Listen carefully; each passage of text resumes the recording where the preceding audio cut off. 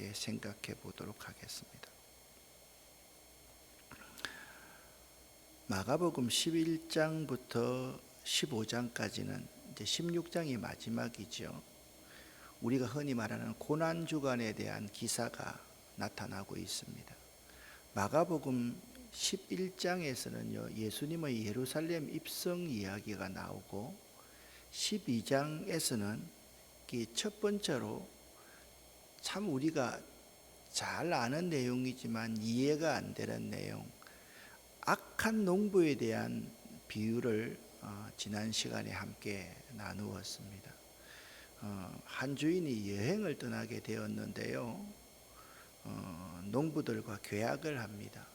포도원을 대여해 줄 터이니까 내가 먼 여행을 떠나올 동안에 포도원을 잘 가꾸고 임대료는 이 정도 나에게 줘야만 한다라는 것이었습니다. 그런데 그 포도원이 작은 포도원이 아니라 아주 넓은 포도원, 수확을 많이 얻을 수 있는 그러한 포도원이었던 것 같습니다.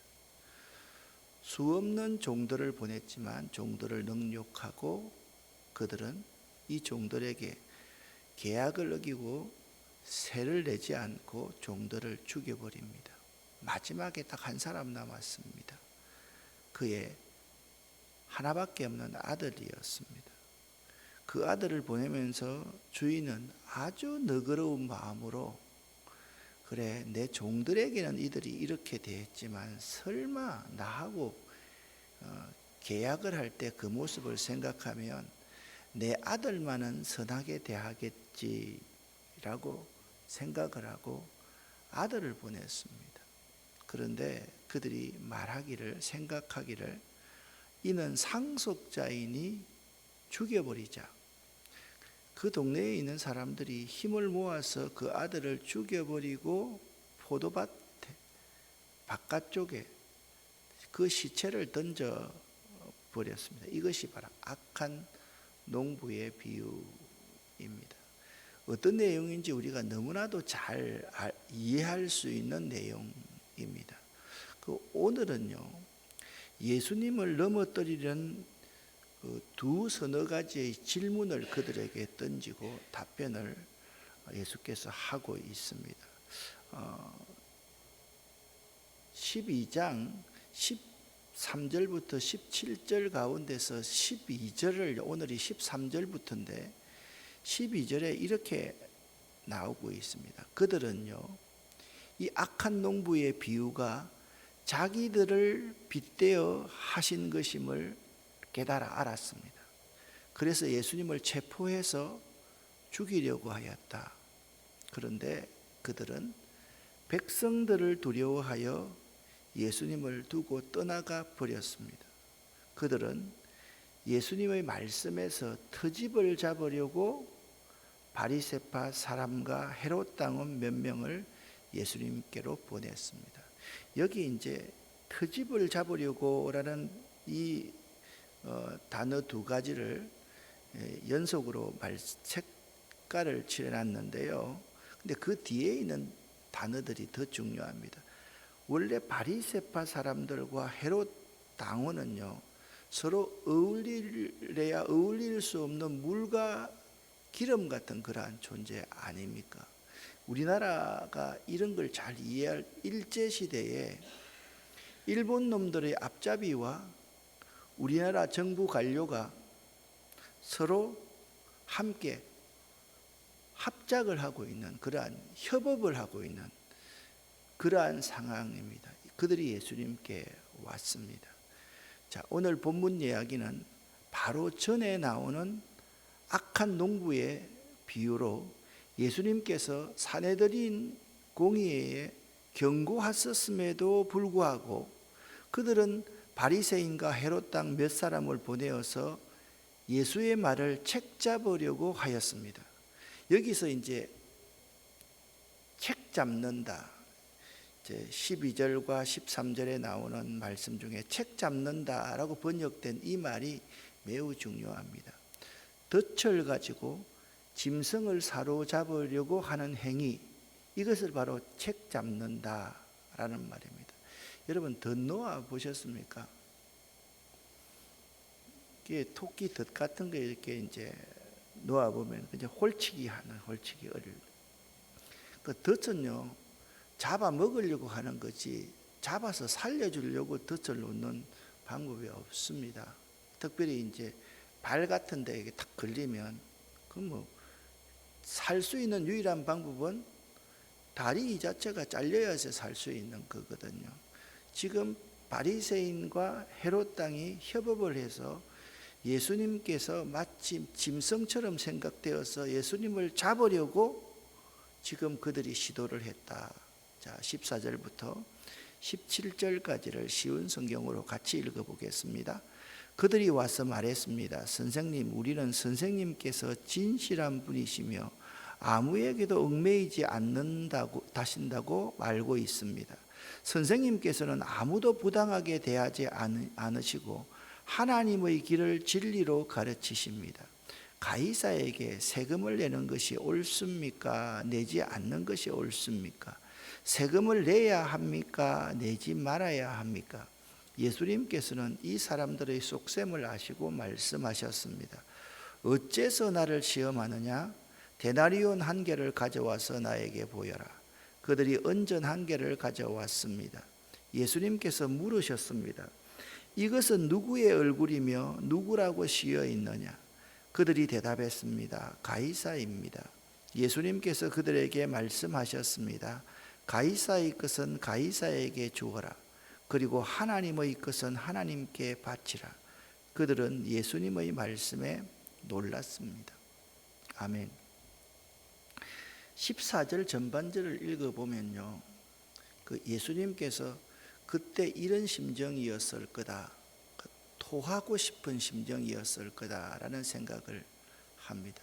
그들의 위선, 그들 스스로의 악함, 선생님께서는 진실한 분이고 아무에게도 얽매이지 않고 아무도 부당하게 대하지 아니하시고 하나님의 길을 진리로 가르치십니다.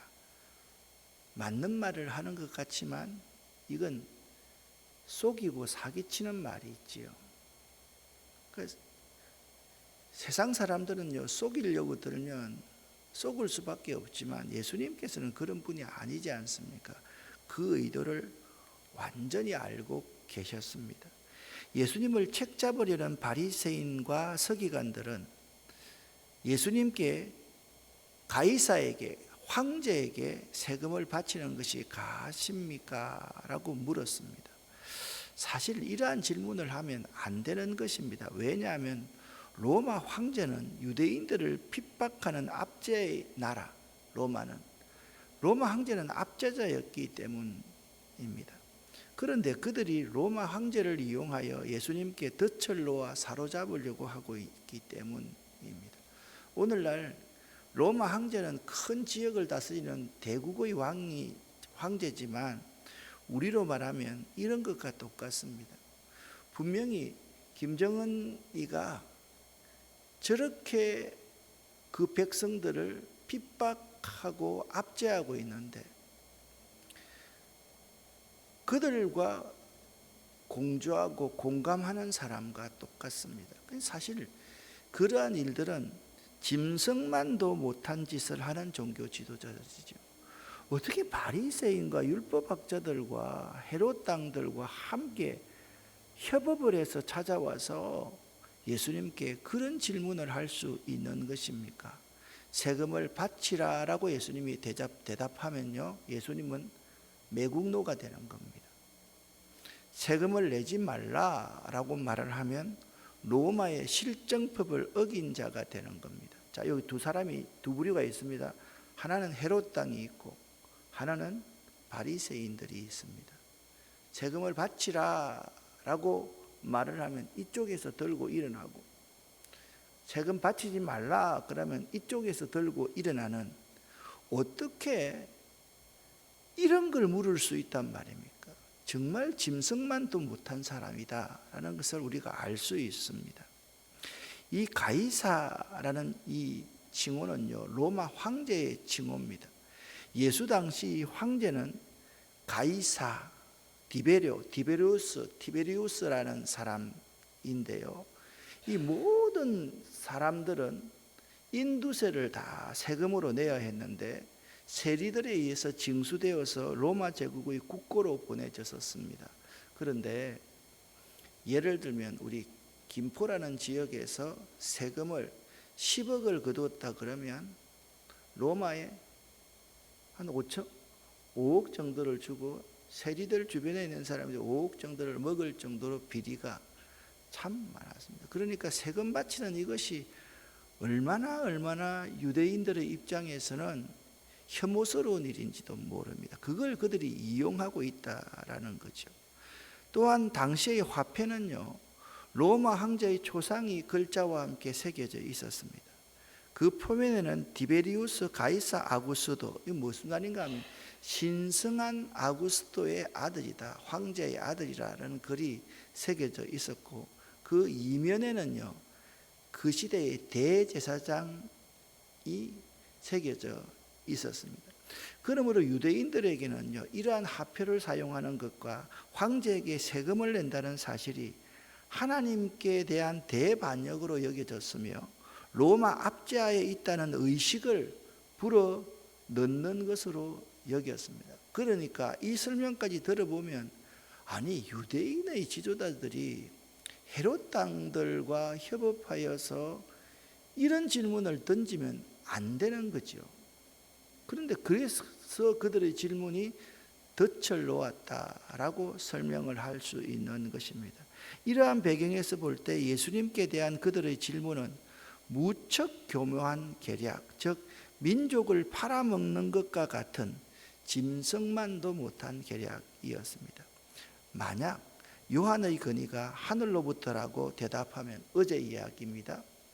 어찌하여 요한을 믿지 아니하였느냐라고 예상을 할 수 있고, 또한 사람에게로부터라고 한다면 요한을 참 선지자로 믿고 있는 군중들로부터 지탄을 받게 될 그 상황은 그래도 이해할 수 있는 질문이었습니다.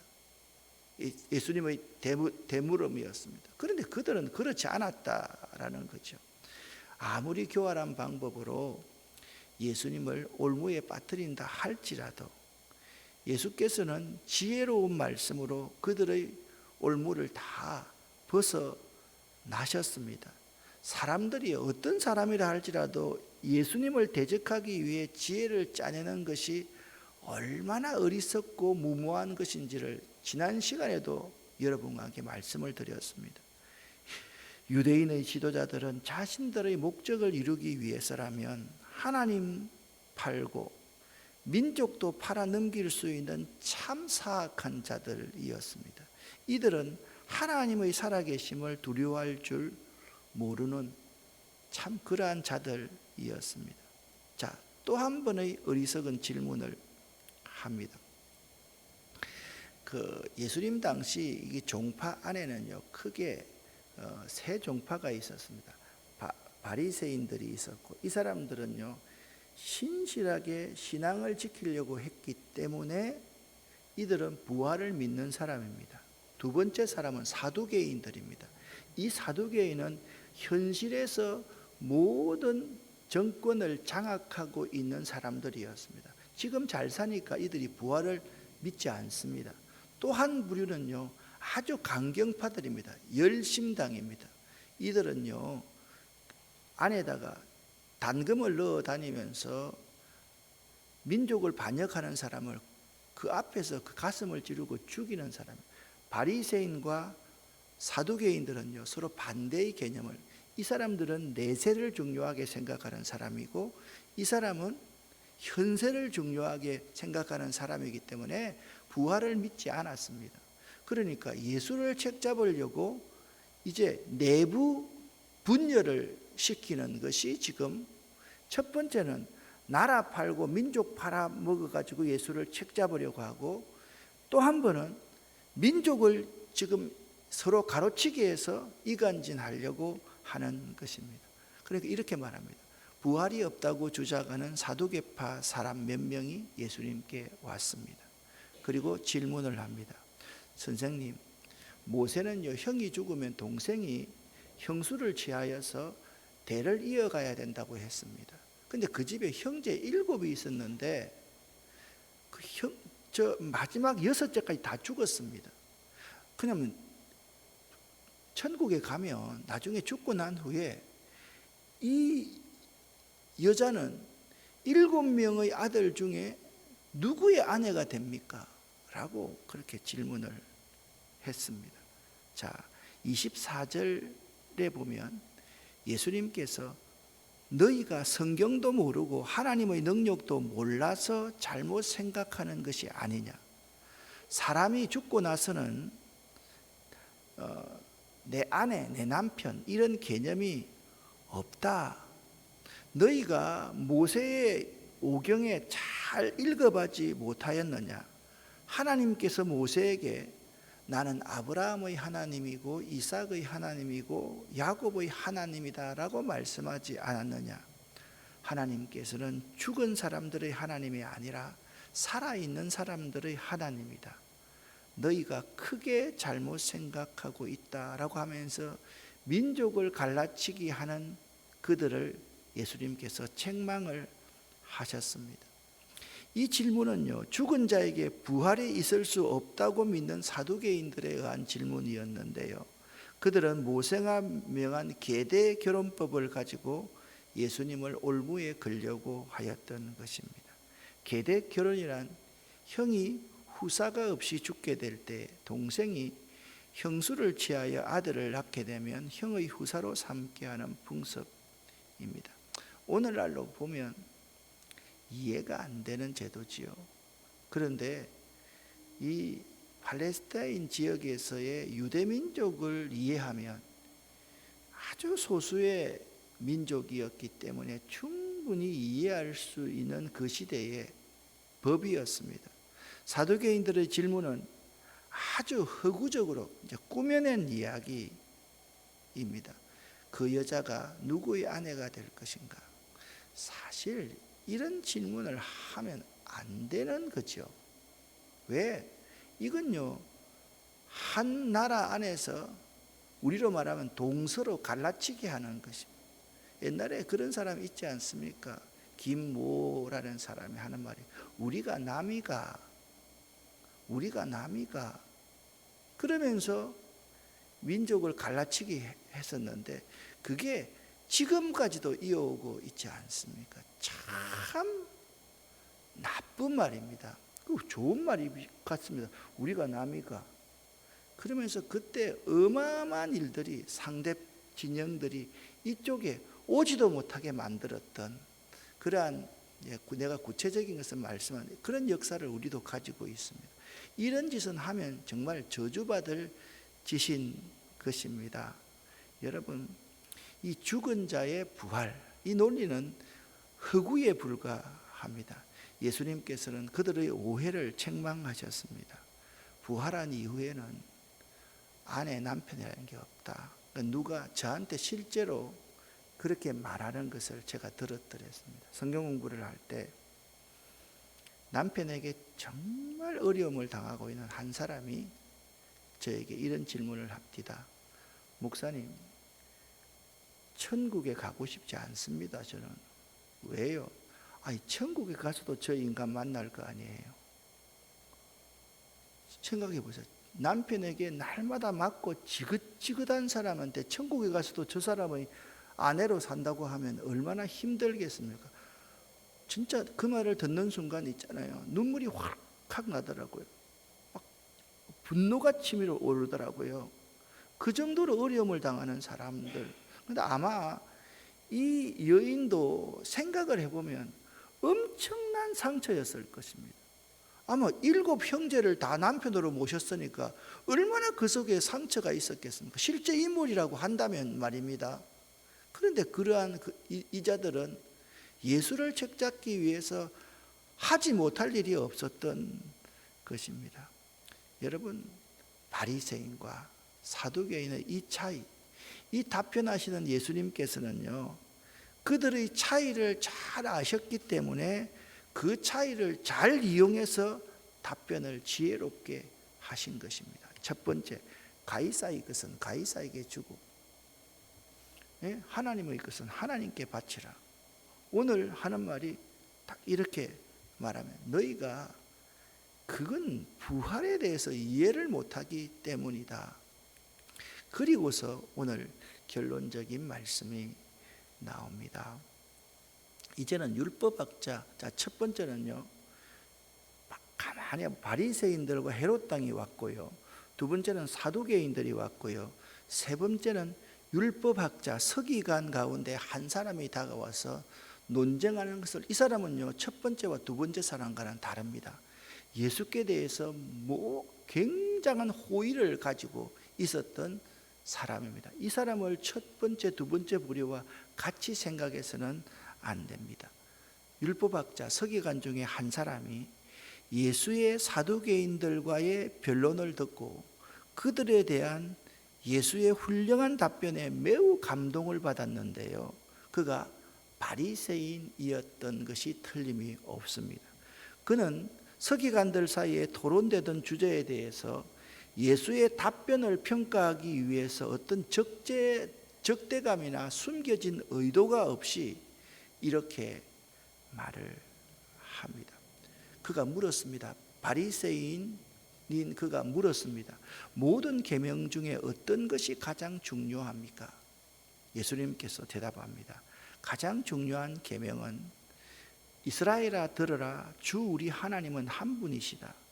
내 마음과 모든 영혼과 모든 뜻과 모든 힘을 다하여 주 너희 하나님을 사랑하여라. 두 번째는 내 이웃을 내 몸과 같이 사랑하여라. 이 두 계명보다 더 중요한 계명은 없다. 자, 요약하면 하나님을 사랑하고 네 이웃을 내 몸과 같이 사랑하는 것이 가장 중요한 계명이다. 율법학자가 예수님께 대답합니다. 옳습니다, 선생님.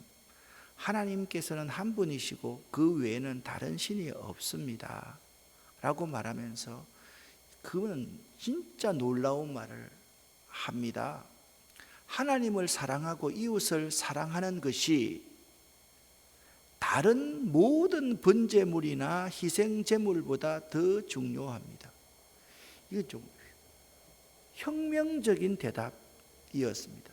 예수님께서 이 사람이 지혜롭게 대답하는 것을 보시고 너는 하나님 나라에 가깝구나 라고 그를 칭찬하셨습니다. 그 뒤로는 아무도 감히 예수님께 더 묻지를 않았다라고 말씀하고 있습니다. 이 12장 32절부터 34절 상반절은 마가에 의해서 아주 독특하게 표현된 본문입니다. 이 본문의 의도는요, 마가의 독자들이 어떤 사람이라 그랬습니까? 로마 황제 아래에서 핍박받고 있는 사람이 마가복음의 독자라 그랬잖아요. 이걸 잊어서는 안 됩니다. 성경을 읽을 때 이걸 잊어서는 안 됩니다. 그 독자들에게 예수님께서 던지는 귀한 메시지입니다. 그가 예수님을 진짜 뛰어난 랍비로구나 그렇게 인정을 했습니다. 그런데 바리새인들, 특별히 이 사람들은요, 신의 이름을 지나치게 존중하여서 신의 이름을 불필요하게 사용하는 것을 아주 피하는 전형적인 유대인의 간섭에 따라서 하나님의 이름을 조심스럽게 피하면서 이렇게 대답합니다. 말씀드리지 않습니다. 옳습니다, 선생님, 랍비요. 하나님께서는 한 분이시고 그 외에 다른 신은 없습니다. 하나님을 사랑하고 이웃을 사랑하는 것이 우리들 구약부터 내려오는 대제사장을 중심으로 하나님께 제물을 드리는 모든 번제물이나 희생제물보다 더 중요합니다 라고 대답을 하였습니다. 여러분, 진짜 현명한 대답이었습니다. 우리에게 말하면 이런 겁니다. 하나님 사랑하고 이웃 사랑하는 것이 예배 날마다 나와서 의식 없이 왔다리 갔다리 하는 사람보다 훨씬 낫다고 저는 생각합니다. 그 말입니다. 대단한 말 아닙니까?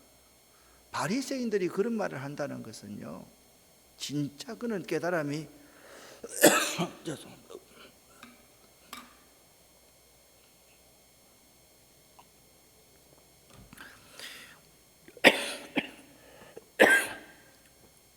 위에서는 기침을 안 하는데 여기에만 서면 기침이 나옵니다.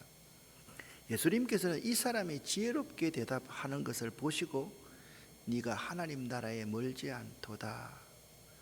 아마 이 말은요, 이 사람이 더욱더 예수에 대해서 깊이 생각하는 계기가 되었을 것입니다. 이는 영적인 이해를 잘하는 사람이고 개방적인 마음을 가지고 있었던, 아마 이 사람의 뒤에 대해서 말하고 있지 않지만 이 사람은요, 아리마대 요셉처럼, 니고데모처럼 예수님을 끝까지 따랐던 사람임에 틀림없다고 추측할 수가 있습니다. 아무도 그에게 더 이상 질문하지 못했다. 자, 사랑하는 성도 여러분, 여러분과 제가 예수님께 이런 칭찬을 들었으면 참 좋겠습니다. 같이 한번 읽어볼까요? 너는 하나님 나라에 가깝구나. 스스로를 보면서 너는 하나님 나라에 가깝구나 라는 칭찬을 들으실 수 있기를, 그런 현명함을 가지고 그런 마음의 여유를 가지실 수 있기를 예수 이름으로 간절히 축원합니다. 그리고 예수님의 놀라우신 지혜입니다.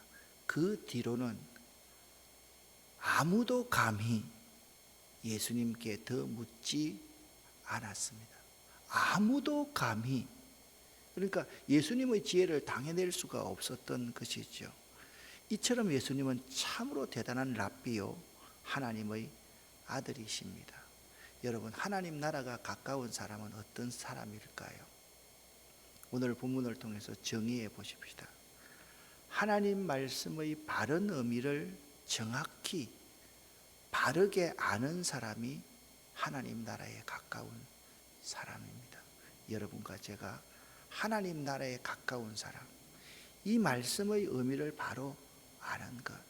사랑이 없으면, 여러분, 사랑이 없으면 아무것도 아닙니다.